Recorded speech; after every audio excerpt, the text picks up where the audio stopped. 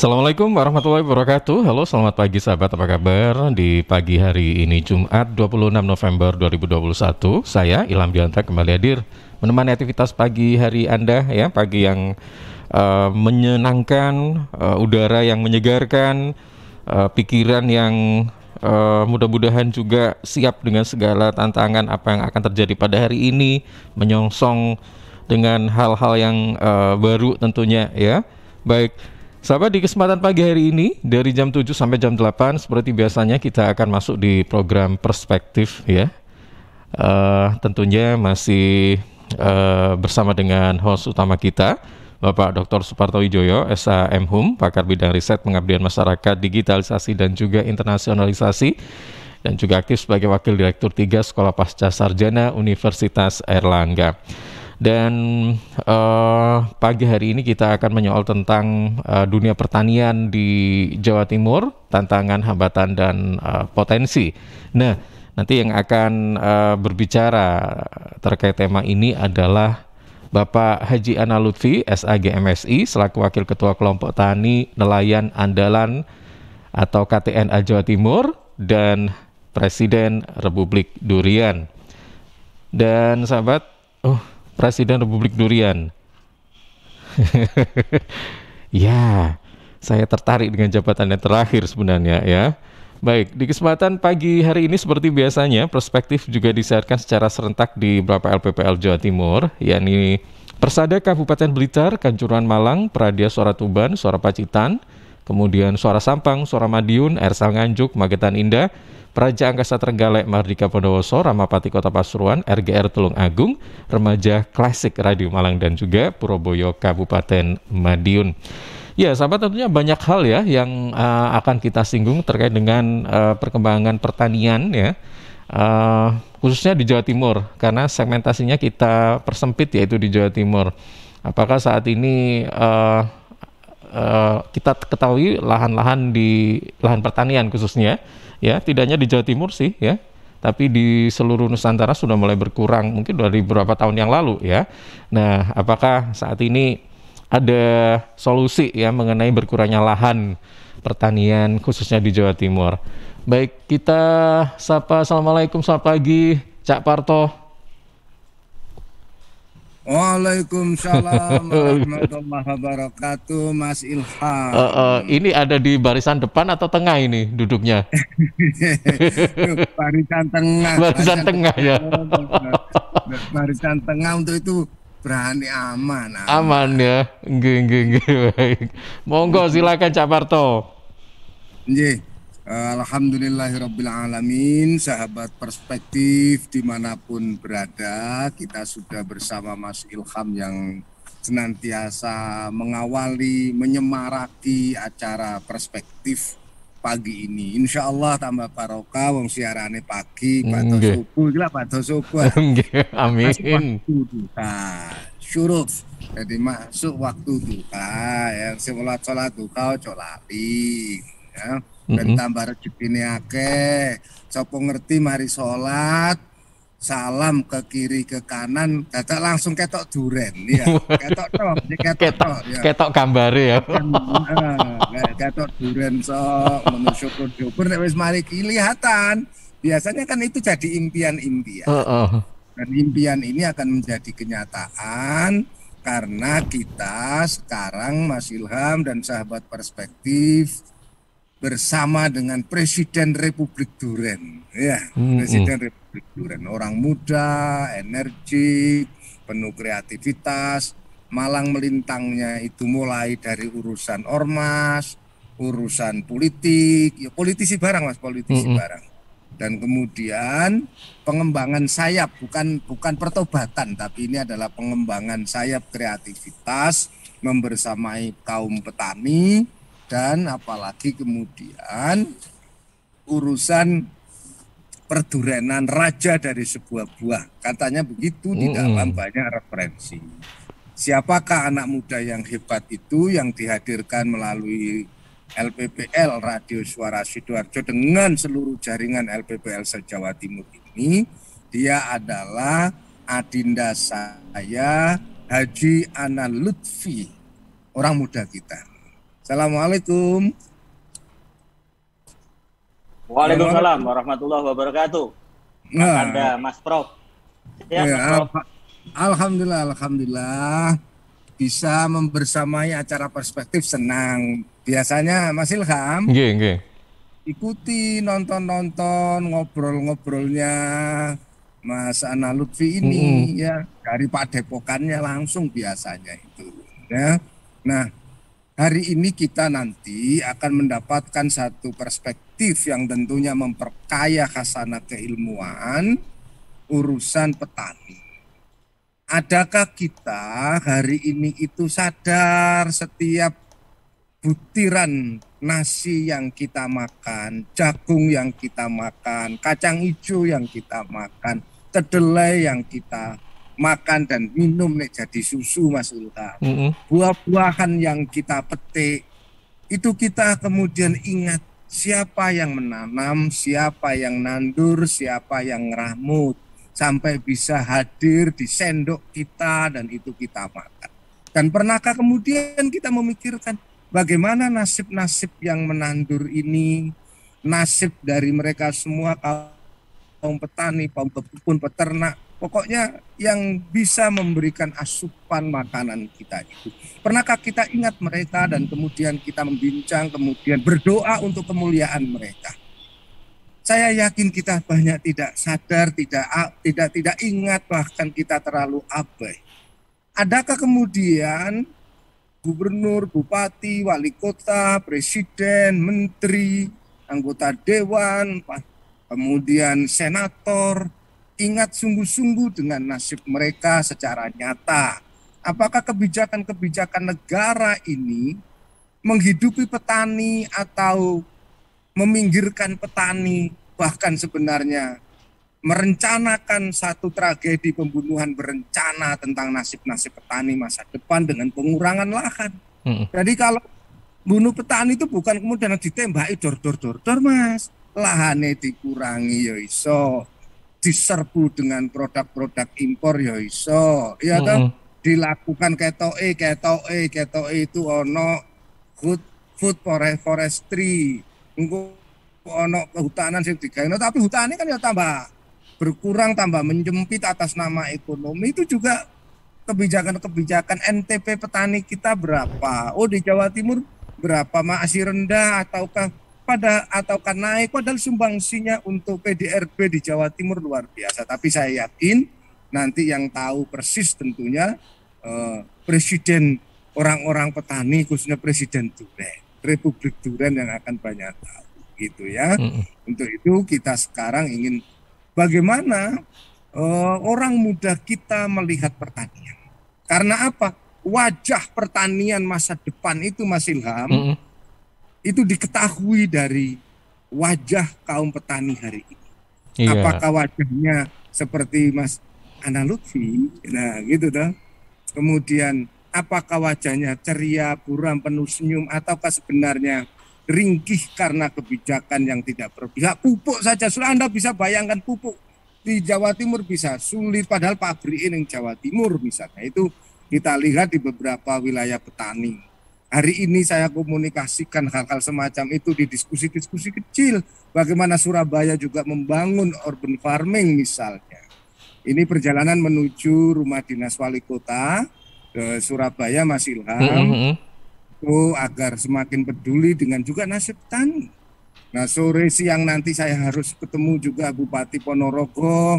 Bagaimana Ponorogo harus mau mengembangkan diri. Untuk apa? Mensejahterakan rakyat dengan masyarakat lokalnya. Malamnya ke Tulungagung juga ketemu nanti Wah. dengan komunitas pedesaan untuk bisa memahamkan bersama situasi-situasi kita untuk mandiri. Malam dan paginya besok kita akan bersama kaum peternak di Trenggalek bersama Gus Ipin yang punya ruang kebijakan untuk memperdayakan kaum petani sekaligus kaum peternak ini. Anak-anak muda yang memimpin ini harus kita support semuanya. Dan kita sekarang sudah bersama anak muda Presiden Republik Durian, Mas Ana Lutfi. Silahkan Mas Ana Lutfi mengulas tentang urusan pertanian ini dalam kacamata anak muda yang hebat ini. Nih dok, ruang offline Mas, tepuk tangan para Iya. pendengar. Tepuk tangan para pendengar. Iya ini. Monggo monggo Mas Ana, silakan. Terima kasih Mas Parto, Mas Iqbal ya, Ilham. Mas Ilham. Nggih.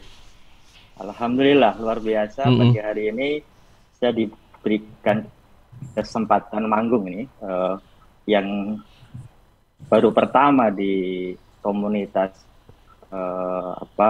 radio berjaringan ini ya. Ini saya pikir satu forum yang amat penting untuk memberikan gambaran secara utuh tentang potret pertanian kita dan sesungguhnya apa yang terjadi dan mau dibawa kemana sesungguhnya masa depan Indonesia ini.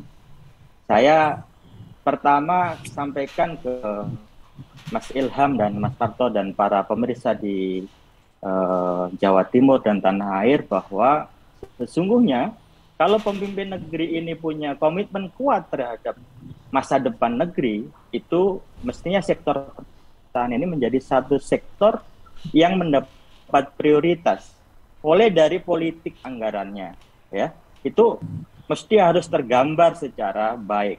Dan sejauh ini saya tidak melihat ada satu arah kebijakan dari sisi politik anggaran itu memberikan ruang yang proporsional. Proporsional saja tidak, apalagi memberikan ruang prioritas. Padahal sektor ini yang sesungguhnya yang akan menjadikan negara ini besar, ya, menjadikan negara ini bangkit, menjadikan rakyatnya sejahtera. Kalau sektor ini diurus, saya nanti di akhir akan memberikan sebuah konsepsi yang utuh tentang bagaimana kita membangun sektor pertanian kita. Di dalam sejarah Republik, konsepsi ini baru ada.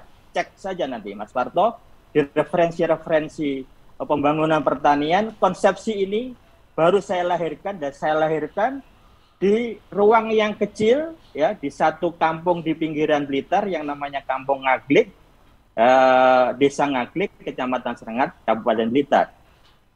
Karena selama ini saya melihat sektor ini dilihat sebelah mata, ya. Padahal potensinya luar biasa. Saya pernah memimpin Komisi B DPRD Jawa Timur. Komisi B itu bidang perekonomian, cakupannya adalah di dalamnya ada sektor pertanian, terus kemudian subsektornya ada perkebunan, kehutanan, peternakan, perikanan, itu masuk dalam subsektor dari bidang pertanian. Saya pernah berdebat agak kencang dengan Pak Dekarwo waktu itu. Saya tidak mau kemudian sektor pertanian, bidang pertanian diberi porsi anggaran yang kecil. Pada waktu itu ketika saya memimpin Komisi B DPRD Jawa Timur, bayangkan itu bidang pertanian secara umum itu hanya diberi porsi 3,5% dari kekuatan APBD kita. Bagaimana kemudian kita ngomong tentang pertanian hilir? Kan tidak mungkin. Nah, selama ini pertanian ini hanya dibawa di sektor hulu. Petani disuruh budidaya apa aja, ya, tapi hilirnya tidak diurus. Bicara hilir itu bicara tentang proses industrialisasi. Proses industrialisasi pertanian itu butuh anggaran. Dan itu saya potret secara utuh, itu tidak terurus dengan baik. Oleh karena itu kalau kemudian misalkan hari ini misalkan di Nganjuk, ya, termasuk satu sentra industri bawang merah, ketika panen raya problemnya sama, petaninya menangis. Kenapa? Karena harganya jatuh berantakan. Oleh karena itu saya usul ke Mas Marhen pada waktu pertemuan di Nganjuk, wajib 2 hal dilakukan di Nganjuk oleh pemerintah. Apa itu? Bikin resi gudang bawang merah. Untuk apa? Untuk kemudian gudang-gudang yang dibikin oleh pemerintah itu untuk menyimpan hasil panen petani dibeli oleh pemerintah, sementara tentu dengan harga yang standar baik, ya, untuk kemudian disimpan sementara 2-3 bulan, kemudian dilepas ke pasar ketika harga bawang merahnya menjadi naik, kan begitu. Itu satu rangkaian untuk bagaimana stabilitas harga bisa dijaga.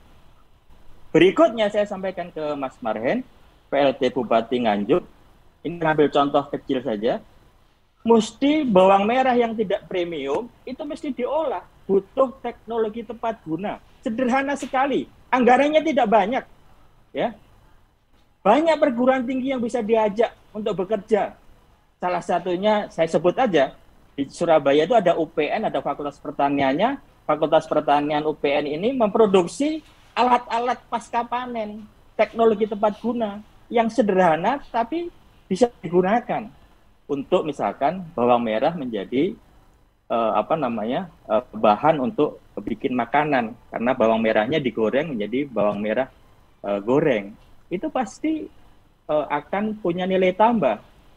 Nah, ini persoalan klasik sudah lama sekali, tapi dibiarkan oleh negara. Oleh karena itu saya kasih kesimpulan, negara di dalam hal ini tidak hadir, ya. Negara tidak hadir, hadirnya hanya simbolik-simbolik saja. Di persoalan-persoalan yang substantif itu tidak masuk. Nah, ini persoalan yang sudah lama. Sama dengan misalkan saya sampaikan ke pimpinan bupati dan wakil bupati di Blitar tentang kasus terakhir atas problem peternak ayam kita yang ada di Blitar. Begitu Suroto bikin spanduk Pak Presiden hadir di Blitar, terus kemudian Suroto dipanggil ke Jakarta, Presiden bikin instruksi, bayangkan instruksinya, turunkan harga jagung. Itu kan menyedihkan, instruksinya menyedihkan. Karena begitu instruksi itu diberikan, ya, diperintahkan oleh Presiden, harga jagung dari mulai mau menaik menjadi turun kembali. Siapa yang dirugikan dan siapa yang diuntungkan? Yang dirugikan pasti petani jagung. Dan yang diuntungkan adalah korporasi-korporasi besar. Saya sebut saja siapa yang diuntungkan di situ. Ada Jatva Konfit, ada Pokpan. Nah, ini apa-apaan ini? Jadi ada persoalan-persoalan yang sangat serius yang itu sesungguhnya muaranya ada di negara. Negara harus taubat menurut saya. Harus taubatan nasuha untuk kemudian kembali atau melakukan reorientasi agar kemudian pertanian ini menjadi satu sektor yang mendapat prioritas. Kalaupun tidak prioritas ya proporsional lah. Kalau anggaran di APBN itu 3% di sektor pertanian, mestinya ya minimal 5% ke 7%, seperti itu. Nah, ini kita bicara tentang negara. Bicara Jawa Timur, Mas Parto tentu Mas Profesor ini daya jelajahnya luar biasa. Saya salam karena sedang dan ke Mas Eri, ke Wali Kota, nanti ke Mas Bupati Ponorogo. Saya baru kemarin ketemu sama Mas Bupati Ponorogo. Saya bicara banyak tentang pertanian di Ponorogo. Mudah-mudahan dalam waktu dekat kita bisa bekerja dengan baik di Ponorogo di dalam melakukan bagaimana sektor pertanian ini diurus dengan baik. Dengan Mas Ipin dan lain sebagainya, itu adalah masa depan kita. Tapi yang ingin saya sampaikan ke Mas Parto, tolong itu disampaikan ke elit-elit daerah dengan melihat sektor pertanian ini sebelah mata. Karena ini adalah masa depan kita, apalagi Jawa Timur. Saya sampaikan Jawa Timur ini sektor yang paling bisa dikompetisikan adalah sektor pertanian. NTP kita, Mas Parto, terakhir 2021 Mei itu 99,6%, naik 0,62% ya. Tapi kenaikan NTP itu menurut saya belum berefek atas peningkatan kesejahteraan petani kita. Petani kita di Jawa Timur itu jumlahnya 6,4 juta. Ya. Penduduk di Jawa Timur itu jumlahnya sensus terakhir itu 40.990 sekian ribu. Angka kemiskinan di Jawa Timur itu di atas rata-rata nasional. Jadi 11,2%. Angka kemiskinan nasional itu 10,4%. Dan saya yakin titik kemiskinan itu ada di desa-desa, di orang yang bergerak di sektor pertanian dan UMKM. Kalau Pak Gubernurnya serius, kalau saya jadi gubernur, Mas Parto, mudah-mudahan saya jadi gubernur, itu saya akan pastikan sektor pariwisata ini mendapat porsi 10%. Ya. Kenapa begitu? Karena sektor ini adalah sektor yang menjanjikan, Dan saya punya konsep, dan saya siap berdebat dengan gubernur tentang konsep ini. Kalau Bu Gubernur punya konsep one pesan tentang produk, Ana Lutfi, Presiden Republik Durian, punya konsep one zona 10 produk. Ya. Jadi dalam satu kawasan berbasis desa, berbasis teknologi tepat guna, berbasis digital, itu melahirkan 10 produk. Petani tidak boleh hanya melahirkan satu produk. Saya sedih kalau kemudian ini negeri agraris, tapi petaninya lusuh dan miskin. Saya sedang melakukan gerakan yang namanya bangga menjadi petani. Ya, saya ingin sampaikan ini turunan one zona 10 produk adalah turunan dari konsep besar untuk menjawab tantangan Indonesia dan dunia. Jadi konsep ini saya siapkan tidak hanya untuk bicara Indonesia, tapi untuk bicara global, bicara dunia, tentang dunia. Apa itu konsep ekonomi? Jadi ini kalau diskusi agak khusus sama Mas Profesor Parto, bahwa selama ini sejarah mengatakan, tolong dibantah mana yang salah tentang apa yang saya sampaikan. Selama ini pembangunan, investasi, ekonomi, itu saya sampaikan telah melawan atas alam dan lingkungan.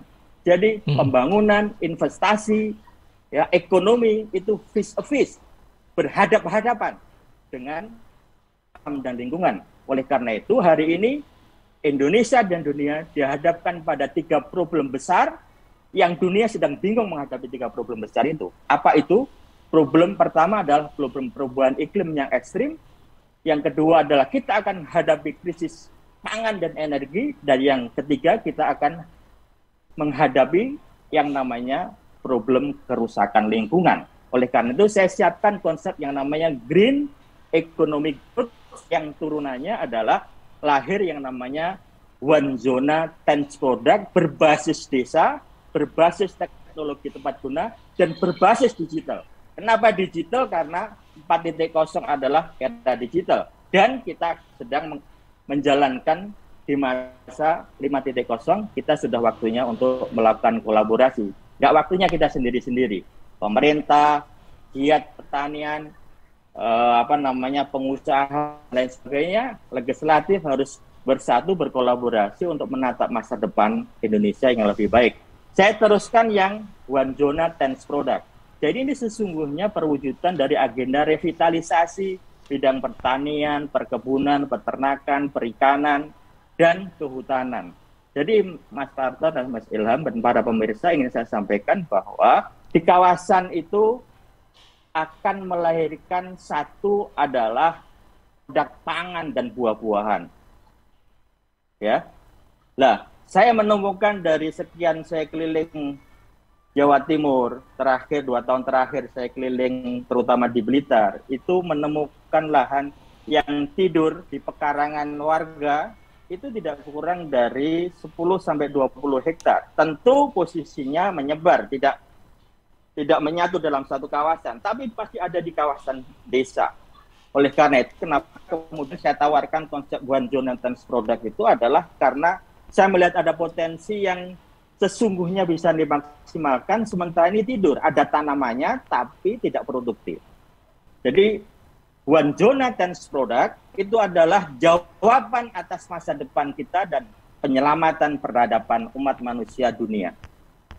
Yang kedua, di kawasan itu luar biasa, Mas Ilham. Iya. Yang dipaparkan oleh Mas Ana Lutfi.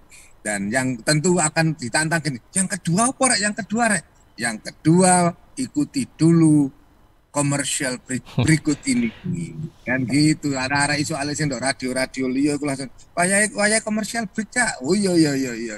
Nah, silakan Mas Ilham. Oke, baik. Pak Ana Lutfi nanti kita lanjutkan kembali, nggih. Baik, ini kan masih ada beberapa hal yang perlu kita ketahui tentang One Zona 10 Product ya, menarik sekali. Baik. Sahabat Jawa Timur ya, perlu kami informasikan sekali lagi untuk Anda bahwa program ini disiarkan juga secara serentak di beberapa LPPR Radio Jawa Timur ya.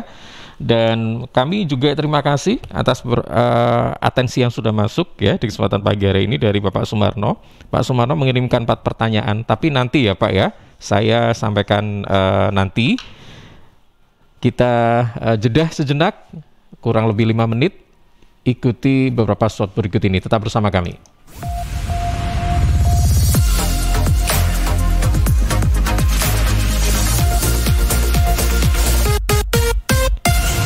Sahabat, sudah hampir 2 tahun pandemi COVID-19 menguras habis energi dan mimpi kita semua. Kabar ditemukannya vaksin COVID-19 merupakan game changer yang menumbuhkan sejuta harapan 250 juta penduduk Indonesia. Melalui uang pajak yang kita bayarkan, pemerintah berupaya untuk menyediakan vaksin gratis agar masyarakat dapat berkegiatan lagi secara normal. Pajak kita untuk vaksinasi kita. Informasi ini persembahkan Wil DCP Jatim 2. Rokok opo iki kok putihan? Ya rokok tok, ya murah, ya akeh. Rokok ilegal ki. Masa rokok ilegal iki? Yo ki. Lah awakmu kok roh nek iki rokok ilegal? Rokok ilegal iki gak nek pita cukene. Samen paling roe bandro kuwi lho. Rokoke kudu enek merek karo nama perusahaane sing terdaftar ndek bea cukai. Lokasi pembuatane ndek kene yo gak enek. Terus ndek kene rokok ilegal iki gak enek gambar karo peringatane teko pemerintah. Berarti rokok ilegal gak resmi no? Aduh ya mesti to le Mul. Rokok ilegal iki merugikan negara. Mergo ora bayar cukai sing digembangun negara. Walah cucu, sepenting wong-wong gak roh. Loh, gak iso le iki. Makane to le tuku sing pasti-pasti ae. Aja ngawur.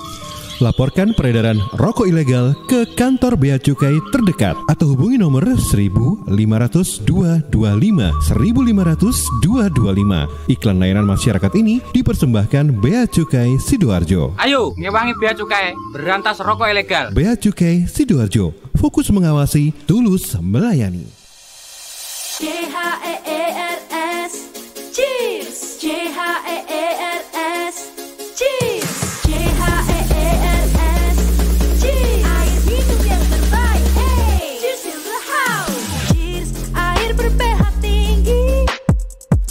Membantu netralkan pH tubuh. Cheers mengandung antioksidan alami. Cheers air minum terbaik untuk keluarga. Air minum sehat keluarga. Cuma cheers. Air minum dengan pH tinggi. Cuma cheers. Cara pesannya mudah, petugasnya ramah. Gratis ongkos kirim. Hey, cheers in the house. Untuk pemesanan via WhatsApp di nomor 087777243377. Gratis ongkos kirim. Cheers in the house. Untuk wilayah Sidoarjo dan sekitarnya bisa menghubungi Depo Candi di 0821 4225 6646 0821 4225 6646. Sahabat Dinas Lingkungan Hidup dan Kebersihan Kabupaten Sidoarjo memberikan penghargaan untuk desa atau kelurahan berseri tahun 2021. Dan yang berhasil menerima penghargaan itu adalah Desa Bluruk Kidul, Kecamatan Sidoarjo, dan Desa Kebonsari, Kecamatan Candi. Selamat ya untuk Desa Bluruk Kidul dan Desa Kebonsari. Untuk desa-desa yang lain ya, semua kecamatan ini bersiap-siap supaya pada tahun depan bisa mengirimkan calon-calon desa berseri. Informasi ini dipersembahkan oleh Dinas Lingkungan Hidup dan Kebersihan Kabupaten Sidoarjo.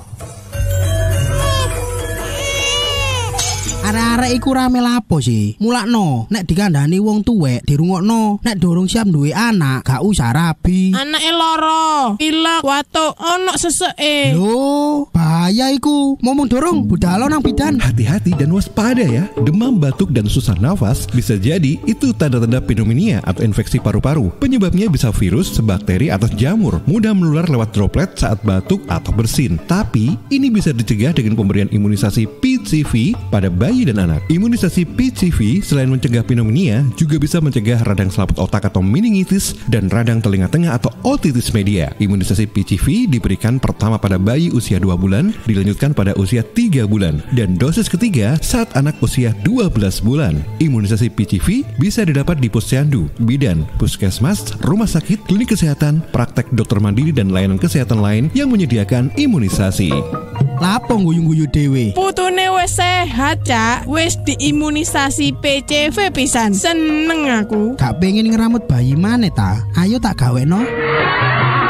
Iklan layanan masyarakat ini persembahan Dinas Kesehatan Kabupaten Sidoarjo.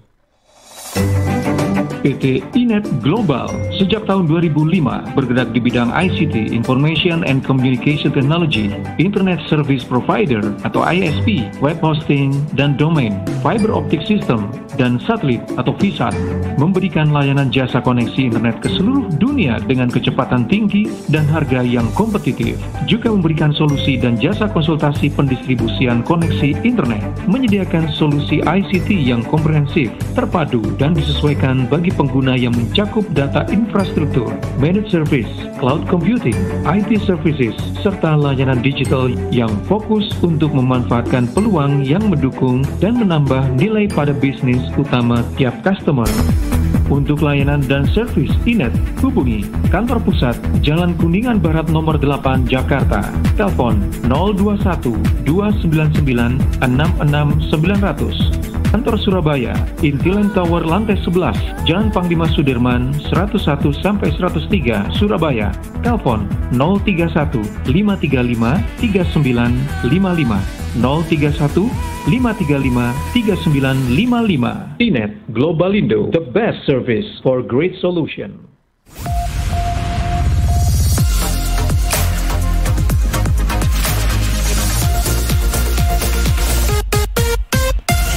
Ya, sahabat, terima kasih Anda masih bersama kami di kesempatan pagi hari ini, masih di Perspektif bersama dengan Bapak Dr. Suparto Wijoyo SHM HUM ya, dan juga narasumber kita pagi hari ini Bapak Haji Ana Lutfi SAG MSI, Wakil Ketua Kelompok Tani Nelayan Andalan KTNA Jawa Timur dan Presiden Republik Durian. Apa kabar pertanian di Jawa Timur, tantangan, hambatan, dan potensi? Itu yang sebagian 30 menit, berapa menit ya? 40 menit berjalan yang tadi kita sempat bahas ini ya. Baik, ini masih bersama dengan Cak Parto, masih belum turun dari mobil ini sepertinya. Masih belum sampai ya. Monggo Cak Parto. Biar anteng. Kalau turun malah jalan-jalan langsung ngobrol yang lain. Oh iya, betul. Kita habiskan dulu perspektifnya Cak Parto ya. Kita tuntaskan dulu.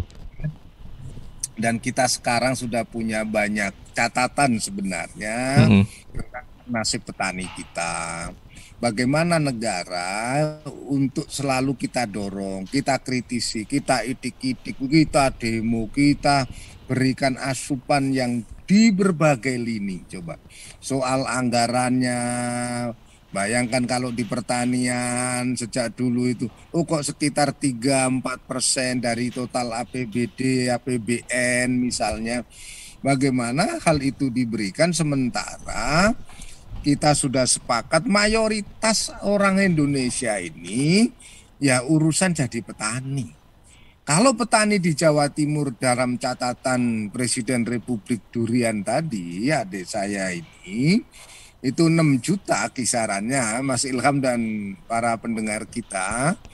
Kalau satu radio sing dengarno 1000 ae, iku ping 12 kayak 12.000 ya. Amin, mudah-mudahan. Belum nek 10.000 sing ngrungokno ya. Belum lagi ditambah jaringan Republik Durian ya. Nah, kita semakin sadar jumlah itu, Mas Ilham, ekuivalen dengan jumlah santri loh itu. Jumlah santri di Jawa Timur ya kisaran 6 juta. Ya kan, jumlah santrinya. Nah, kalau kemudian itu dari sudut pandang ekuivalensi, maka sebenarnya tidak cukup petani. Berarti petani kita ini mengalami defisit petani kita di Jawa Timur dengan total penduduk yang kita sudah mencapai hasil yang kemarin daftar pemilih saja 30 juta ya, kalau anake Mas Ilham barang ya 30 juta kan ngono ya. Nah, dengan jumlah petani yang 6 juta itu iku wis nambah-nambah karena apa?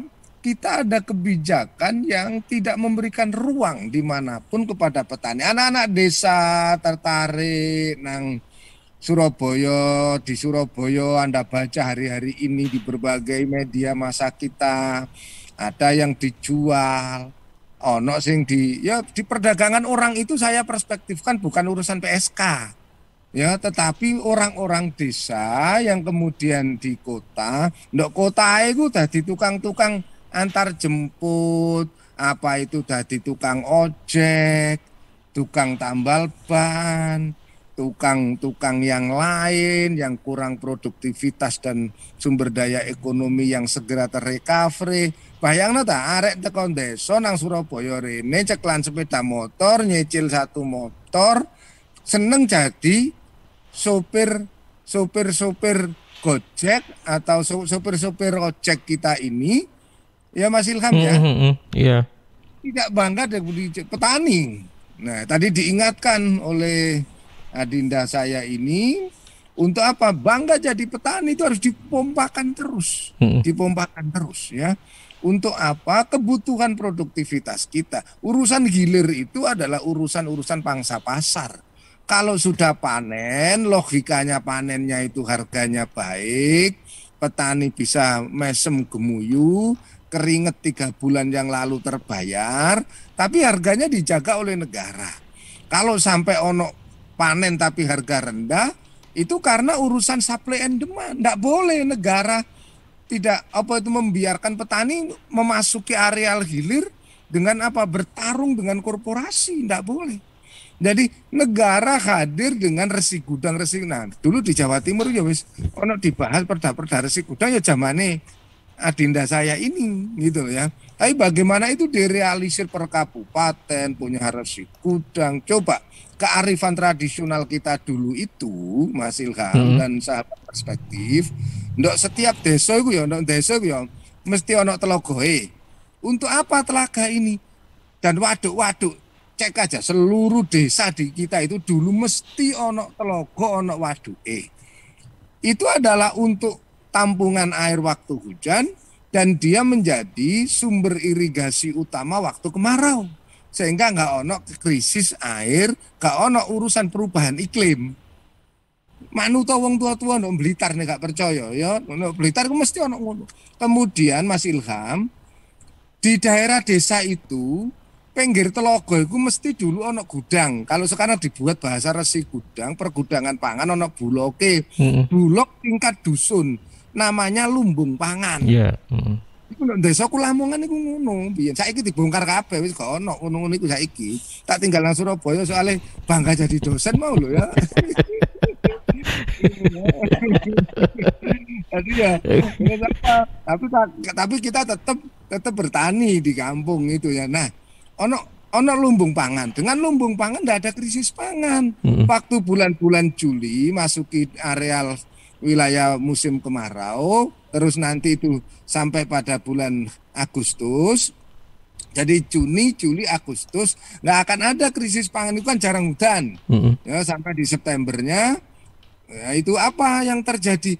Padi yang tadi dikumpulkan hasil panen di lumbung pangan desa dibagi, mulanya ono acara tasyakuran, apakah itu namanya sedekah bumi, apa namanya syukuran deso, macam-macam istilah monggo, tapi pangan itu tidak akan krisis pangan. Jadi perubahan iklim sejak dulu itu. Mbok yo ngaji maneh. Untuk itu apa? Nek zaman saiki ngaji nih, ojo lucu-lucuan tok. Gono ilmune ngaji sing serius, kitabe wong tua-tua biyen diwaca maneh, dibuka, ndok langgar-langgar, ndok masjid, ndok musala, tradisi dijogo, urusan ngene iki apa? Lumbung pangan, ono tradisi lumbung pangan, ono jogo boyo keamanan. Jadi ojo nggawa saiki ono human trafficking. Ndok human trafficking itu zaman Nabi Yusuf itu yo ngalami human trafficking, Mas. Ngerti sampean? Paham? Ilham. Apa? Monggo. Yusuf yang ngalami human trafficking. Jadi terus bagaimana skenario human trafficking itu kemudian bisa Nabi Yusuf melepaskan diri itu? Karena punya ilmu, gelem ngaji. Nek ngaji kok guyon tok. Pokok lucu akeh jamaah gak ngono.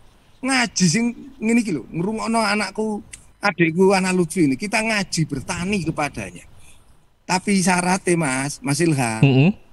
Kapan-kapan ayo dah. Aku punya kenapa Duren acara Erlangga Forum akan kita siarkan dari Republik Duren untuk Blitar. Saya ingin itu.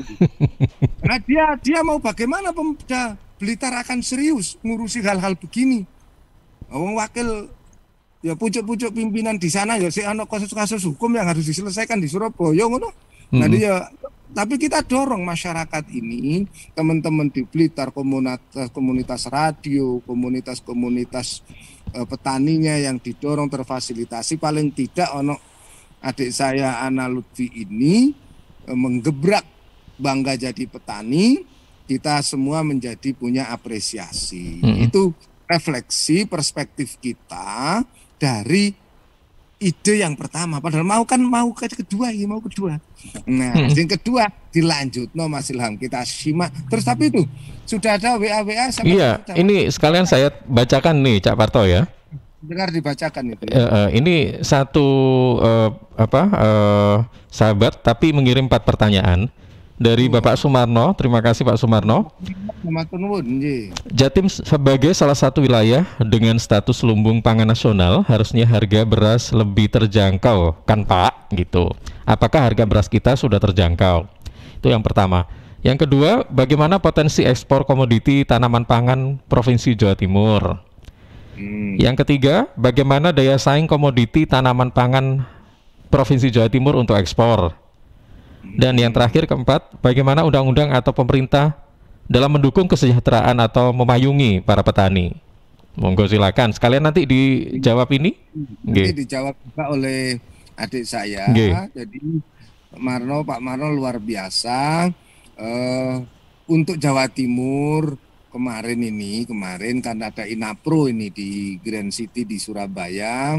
Bagaimana Gubernur Bu Khofifah Indar Parawansa memberikan laporan. Semua kalau kita sejak zamannya eranya adik saya Ana Lutfi, bagaimana kita punya KPD, kantor perwakilan dagang, 25 kantor perwakilan dagang untuk pengembangan ekspor di Jawa Timur. Terus dan ini akan dikembangkan bagaimana jaringan di Ambon, di Maluku, kemudian di Minahasa, di Sulawesi Utara, terus bisa didorong nanti jaringannya sambung ke Filipina dan wilayah-wilayah yang di ASEAN untuk dikembangkan urusan ekspor. Dan kemarin itu banyak UMKM nerimo bantuan Mas kemarin itu. Jadi beberapa nama UMKM tidak saya sebutkan, tapi luar biasa dari dunia perbankan kita.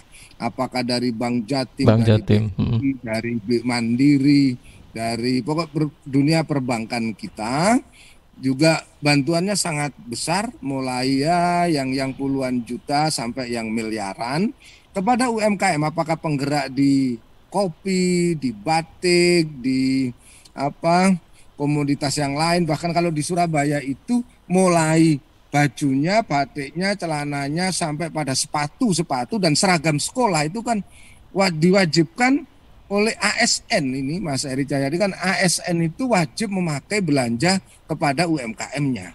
Ini akhirnya bergulir nanti itu ya pengembangan. Jadi saya berharap para petani kita membuka ruang dan pemerintah untuk kredit uang. Ini kan banyak nganggur disentil oleh Presiden.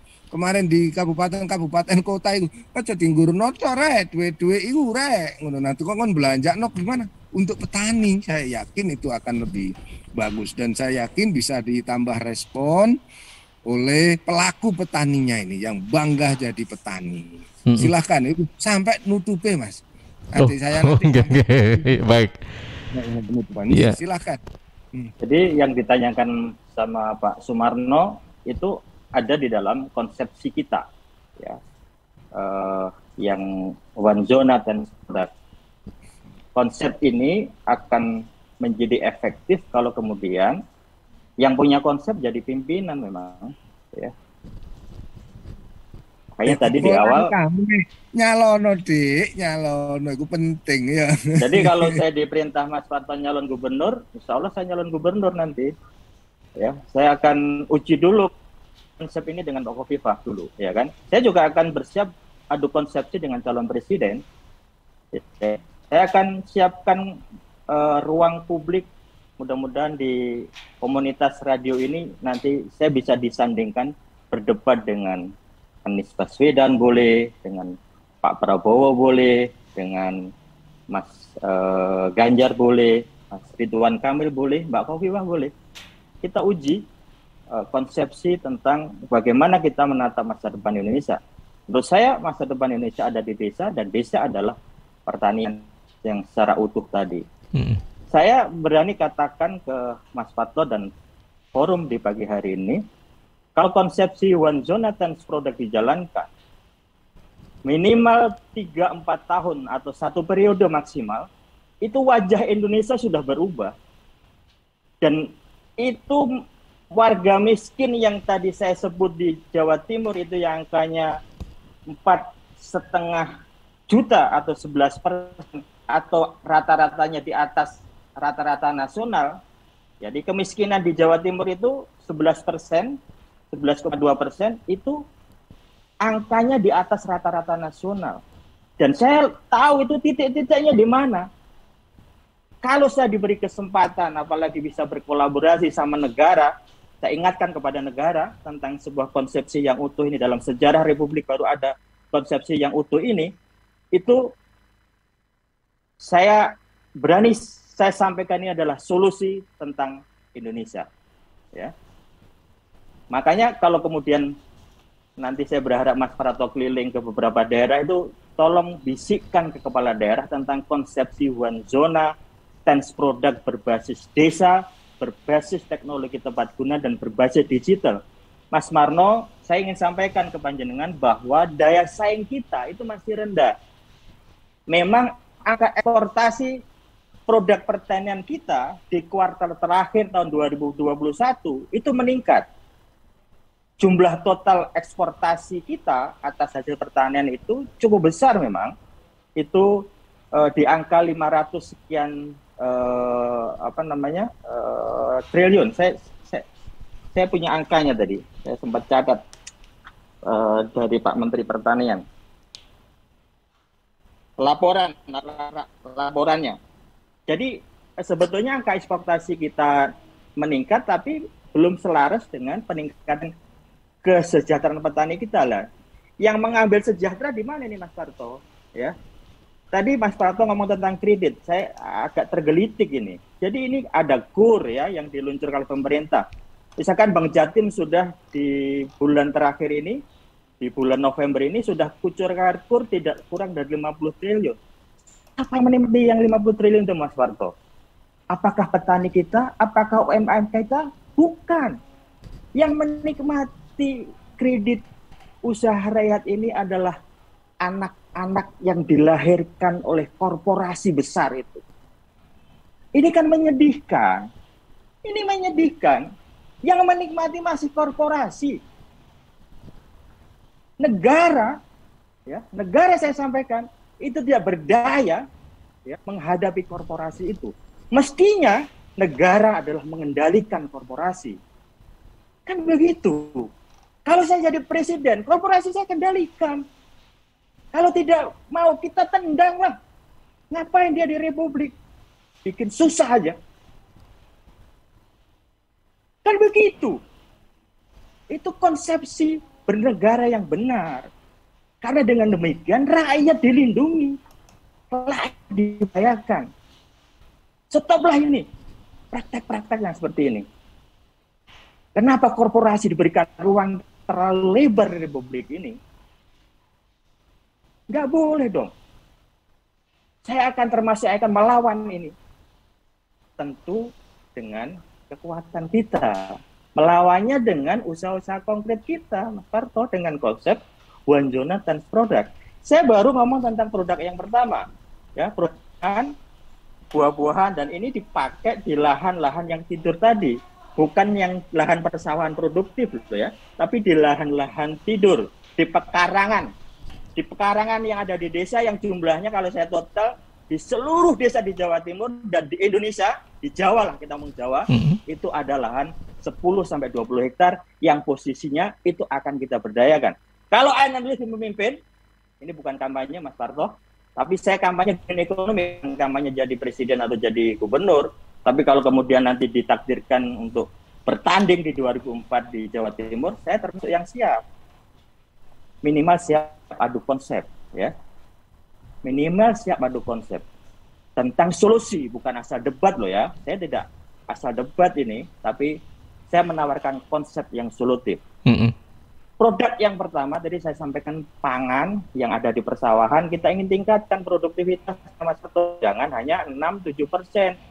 Ngomong padi kita, ya kan, Di Jawa Timur itu luasan tanam padi itu 1,7 juta hektar. Itu hanya bisa memproduksi gabah kering giling itu sekitar 9,5 juta. Kalau jadi beras cuma 5,4 juta. Itu di lahan 1,7 juta hektar. Kita produksi gabah kita per hektar cuma 6,7 hektar. Lah, kita itu punya benih unggul. Nah, belum saya sebutkan ini Mas Parto. Nanti kalau kita pimpin itu revolusi pertanian, bangga menjadi petani, kita punya jenis atau benih padi yang bisa berproduksi per hektarnya 10 sampai 12 ton per hektar. Jadi bisa naik 100%, ya. Tentu kalau itu dijalankan itu ada SOP-nya, tidak model-model yang konvensional. Sudahlah, stop itu model-model yang konvensional, ya kan? Pertanian kita itu masih dibangun dengan cara-cara yang konvensional, ya. Oleh karena itu kalau kita ngomong daya saing ekspor kita, ya masih jauh lah dibanding Vietnam dan Thailand. Belajar aja di Vietnam, rasa jauh-jauh anggota DPR RI kita, bupati-bupati kita, gubernur-gubernur kita. Kalau kunker nggak perlu jauh-jauh, udah di negara tetangga kita aja, Malaysia, Vietnam, Thailand, nggak perlu ke Amerika, buang-buang uang aja itu, ya kan?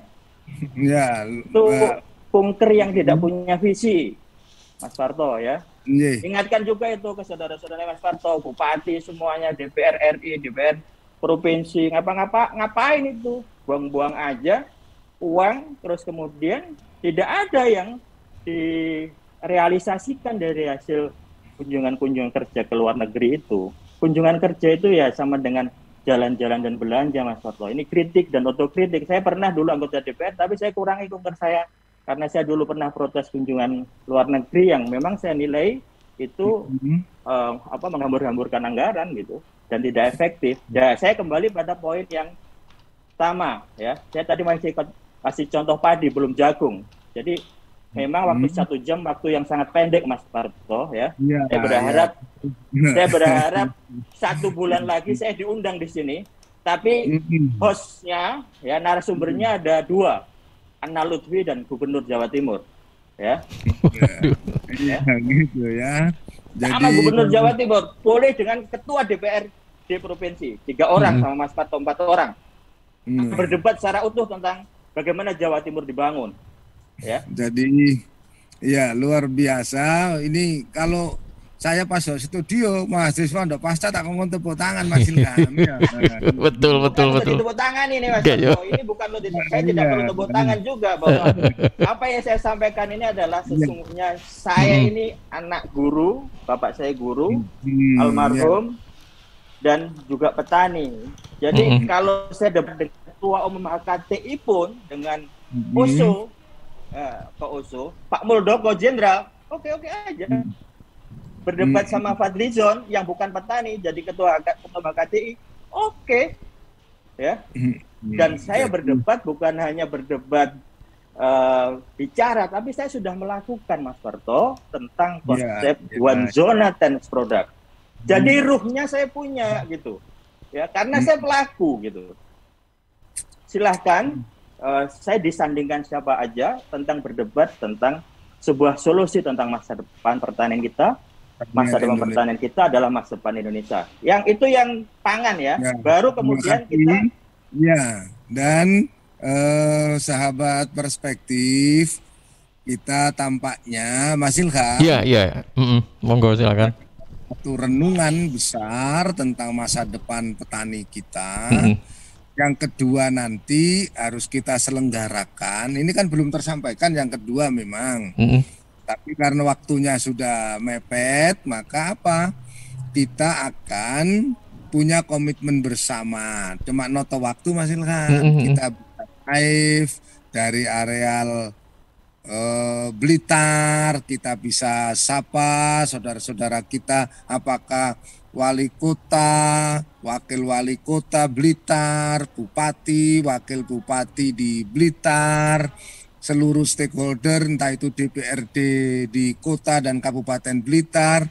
Saya punya mimpi besar, kumpul bersama di areal Blitar, apa di Candi Penataran Pule atau di candi yang lain atau di lokasi yang lain, membincang tentang kegelisahan para petani, arah kebijakan dunia pertanian. Bagaimana negara hadir yang selalu diminta oleh adik saya, Ana Lutfi ini, yang itu pesan konstitusi. Pesan konstitusi adalah pemerintah itu diselenggarakan oleh NKRI ini adalah untuk melindungi segenap bangsa dan seluruh tumpah darah. Bangsa apapun yang dan bertumpah darah dimanapun. Dan ini segenap bangsa, bukan seganjil bangsa, sekurang bangsa, sekali bangsa loh ini Mas Ilham. Tapi segenap bangsa, apakah yang berprofesi petani, nelayan, guru, dosen. Nah kalau tadi itu anak guru jadi petani, saya ini anak petani yang jadi guru. Nah ya, anak petani jadi guru. Bukan maksud saya tetap kembali ke petani. Tapi tetap kembali ke petani. Nah gitu. Jadi kayaknya chemistry-nya sama dan kita sahabat perspektif sudah memiliki pemaknaan. Yang penting hari ini sudah punya pemaknaan baru kemana dunia pertanian kita dalam kacamata pelaku pertanian. Yang bangga jadi petani. Anak muda yang pernah mengenyam sebagai di ormas ada, tadi itu saya katakan di politisi ada, bagaimana kiprahnya di DPRD Provinsi Jawa Timur dan kesiapan konsepnya tentu semakin banyak dibincang akan memberikan solusi. Kita yakin acara hari ini tatkala kita sudah memahami problemnya, diinventarisasi persoalannya, maka didiskusikan solusinya berangkat dari orang-orang yang sudah mengeksekusi konsepnya. Bukan dari orang-orang yang hanya ngomong. Ini yang Mas Ana Lutfi ini kan sudah mengeksekusi konsepnya. Cuma tidak afdol kalau kita tidak tahu bagaimana areal eksekusi itu, di manakah itu Mas Ilham? Di Blitar punya. Oke. Nah, betul. Jadi kita tunggu di Blitar. Ya, kita berikutnya Mas Ilham, Mas Parto nanti kita bisa undang di markas besar Republik Durian. Saya singkat saja yang poin berikutnya biar kemudian menjadi gambaran kita. Itu ada produk pangan dan buah-buahan, di kawasan itu juga ada produk yang namanya fish and shrimp atau ikan dan udang. Yang ketiga itu ada produk tanaman hias, yang keempat ada produk sayur mayur organik, yang kelima ada produk ternak di kawasan itu, boleh kambing, boleh sapi, boleh bebek, boleh ayam atau boleh kelinci. Yang keenam, Mas Parto, sejarah mengatakan bahwa Republik ini punya potensi yang tidak dimiliki oleh negara lain. Kita punya produk tanaman herbal yang bisa menjadi bahan baku obat herbal. Dan dunia sedang menunggu. Yang ketujuh, kita punya sejarah yang mengatakan kenapa Belanda menjajah Republik, karena kita punya emas hitam dan emas cuh. Emas hitam itu bukan batu bara, tapi emas hitam itu adalah kapulaga, ada cengkeh, ada tembakau, ada lada, ada pala. Dan kita juga punya emas hijau, itu adalah vanili. Bayangkan, ini potensi besar yang dilupakan oleh negara. Yang ke-8, ngomong tentang pertanian tidak cukup di hulu. Oleh karena itu, di kawasan itu ada industrinya. Ada industri untuk mengolah produk yang 6 tadi itu, ya kan? Yang berikutnya, Mas Parto, tidak kalah penting, yang ke-9 itu ada pusat pelatihan dan pendidikan sekaligus laboratorium untuk petani. Biar apa? Biar ada transfer knowledge. Petani kita itu punya problem 2, problem kelembagaan dan problem ilmu. Ya, oleh karena itu di kawasan itu nanti ada pusat pendidikan dan pendidikan dan pelatihan sekaligus laboratorium. Laboratoriumnya untuk apa? Untuk melahirkan benih-benih unggul, bibit-bibit unggul. Yang terakhir ini di kawasan itu ada menjadi kawasan wisata dan kuliner, ya kan? Oleh karena itu konsep saya ini, kalau Presiden serius menangkap konsep saya, itu akan dikumpulkan 9 menteri, diperintahkan untuk bagaimana konsep One Zona Tenis Product ini bisa dijalan tahun 2022. Itu kalau presidennya menangkap tentang ruh konsep ini. Baik. Kalau gubernurnya juga menangkap atas ruh konsep ini. Kalau bupati wali kotanya menangkap ruh atas konsep ini. Kalau tidak, konsep ini akan tetap saya jalankan dan akan saya pimpin revolusi Indonesia, revolusi berbasis pertanian. Baik. Assalamualaikum. Waalaikumsalam warahmatullahi wabarakatuh. Baik, terima kasih Bapak Haji Ana Lutfi, SAG MSI, juga Bapak Suparto Wijoyo. Terima kasih sekali lagi sudah bergabung di kesempatan pagi hari ini dalam Perspektif. Mudah-mudahan apa yang kita sampaikan atau kita bicarakan pada saat ini bermanfaat. Baik sahabat, terima kasih sekali lagi. Selamat pagi dan Assalamualaikum warahmatullahi wabarakatuh. Kita mohon maaf, saya agak bergelora walaupun saya bukan iya baik. Saya lagi semangat ini. Memimpin perubahan. Baik, kita tutup Perspektif pagi hari ini sahabat. Terima kasih kami sampaikan kepada Persada Kabupaten Blitar, Kanjuruhan Malang, Suara Sampang, Suara Madiun, Suara Pacitan, Prada Suara Tuban, Ersal Nganjuk, Magetan Indah, Praja Angkasa Trenggalek, Mardika Modawa Suara Mapati, Kota Pasuruan, Ergar Tulungagung, Remaja Klasik Radio Malang, dan Purwoboyo Kabupaten Madiun yang menyiarkan menayangkan program ini secara serentak. Kita berjumpa kembali di Perspektif Jumat depan. Terima kasih, saya Ilham Data pamit dan sampai jumpa.